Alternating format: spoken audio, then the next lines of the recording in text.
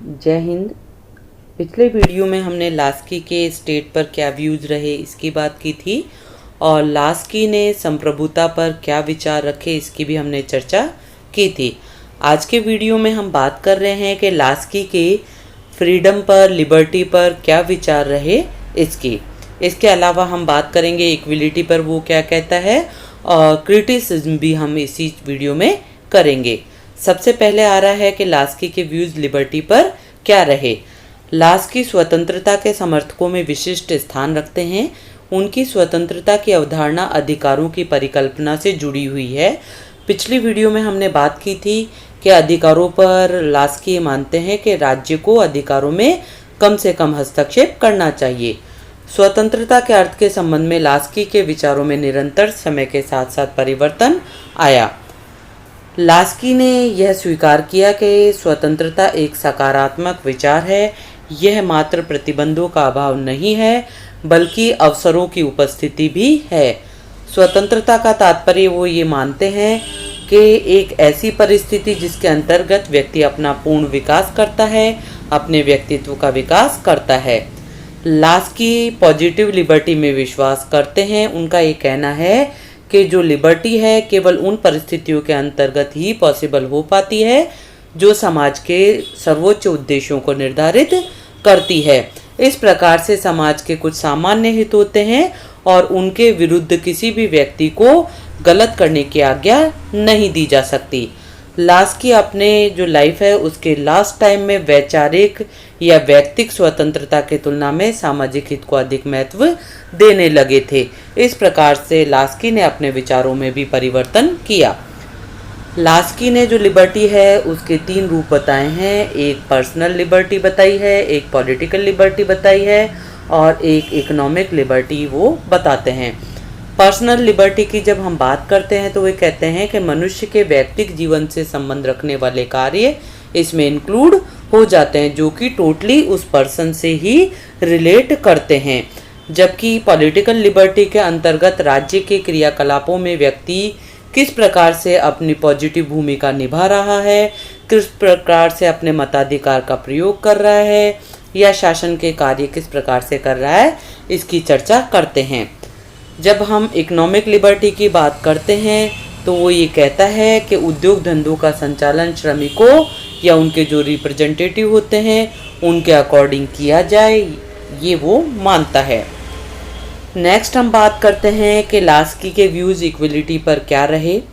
Laski के शब्दों में जो इक्विलिटी है उसका मीन है कि समाज में जहाँ तक हो सके विषमताओं को कम किया जाए, जो डिफरेंस है उसको कम किया जाए। उनके विचार में समानता सामाजिकरण की प्रक्रिया है। ऐसी सामाजिक व्यवस्था होनी चाहिए जिसमें प्रत्येक व्यक्ति को विकास के समुचित अवसरों की प्राप्ति हो सके और उनका सर्वांगीण विकास हो सके। लास्की द्वारा प्रतिपादित समानता की अवधारणा के 3 प्रमुख तंत्र है। पहला है कि जो इक्विलिटी है उसमें है विशेषाधिकारों का अभाव हो। विशेषाधिकारों का अभाव है कुछ व्यक्तियों को स्पेशल पावर्स न दी जाए, उनके साथ स्पेशल व्यवहार न किया जाए। सेकंड वो बताते हैं कि सब लोगों को उनकी वृद्धि के लिए, उनके विकास के लिए समुचित अवसर प्रदान किए जाए। और थर्ड वे बताते हैं कि समानता समानुपात की एक समस्या है, मतलब सभी लोगों के साथ एक जैसा व्यवहार किया जाए। लास्की के अनुसार न्यूनतम स्तर पर प्रत्येक व्यक्ति की समान रूप से आवश्यकताओं की प्राप्ति हो, उसके बाद व्यक्तियों की योग्यताओं का सामाजिक उपयोगिता की दृष्टि से मूल्यांकन किया जाए। इस प्रकार लास्की का समानता का सिद्धांत समान अवसर और व्यक्तिगत योग्यता का सम्मिश्रण है। मतलब वो एक तरफ तो अरस्तू को भी अपना लेते हैं। अब आगे आते हैं कि लास्की के व्यूज प्रॉपर्टी पर क्या रहे। लास्की पूंजीवादी व्यवस्था का आलोचक और मार्क्सवादी चिंतन से प्रभावित विद्वान रहे हैं। उन्होंने संपत्ति संबंधी विचारों को यहाँ पर प्रकट किया है। सबसे पहले है संपत्ति संबंधी उदारवादी विचारों की उन्होंने आलोचना की है। उदारवादी विचारकों में आर्थिक और राजनीतिक क्षेत्र में राज्य के हस्तक्षेप का विरोध करते हुए निजी संपत्ति की व्यवस्था का समर्थन किया है।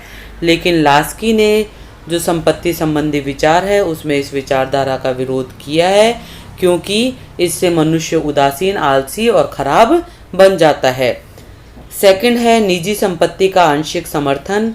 लास्की है वो निजी संपत्ति का समर्थन करते हैं, लेकिन केवल आंशिक समर्थन ही करते हैं, पूर्ण रूप से नहीं करते हैं।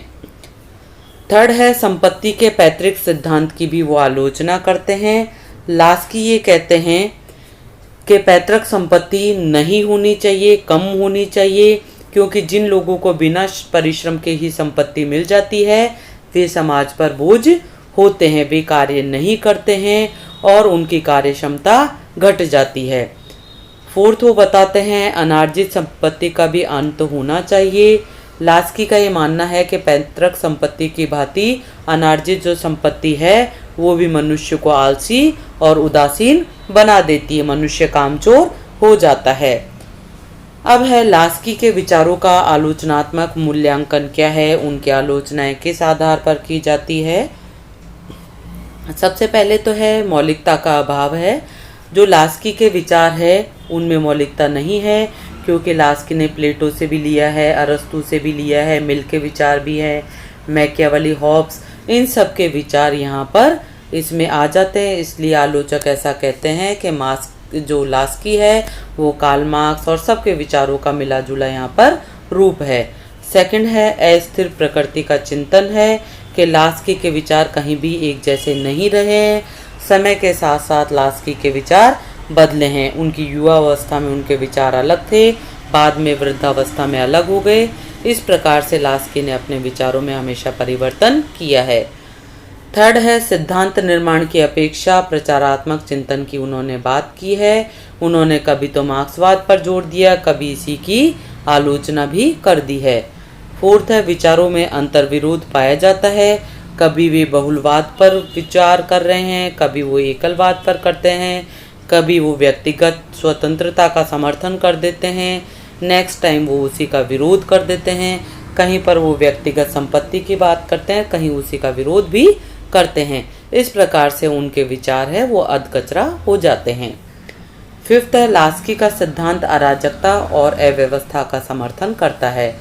लास्की ने कानून और संप्रभुता के संबंध में बहुलवादी विचारधारा का समर्थन किया है। उनके बहुलवाद का अंतर्गतवाद जो परिणाम है वो अराजकता की स्थिति को निमंत्रण देता है। इस प्रकार से लास्की के विचारों का महत्व कम हो जाता है। आज की वीडियो में इतना ही। Thank you. जय हिंद।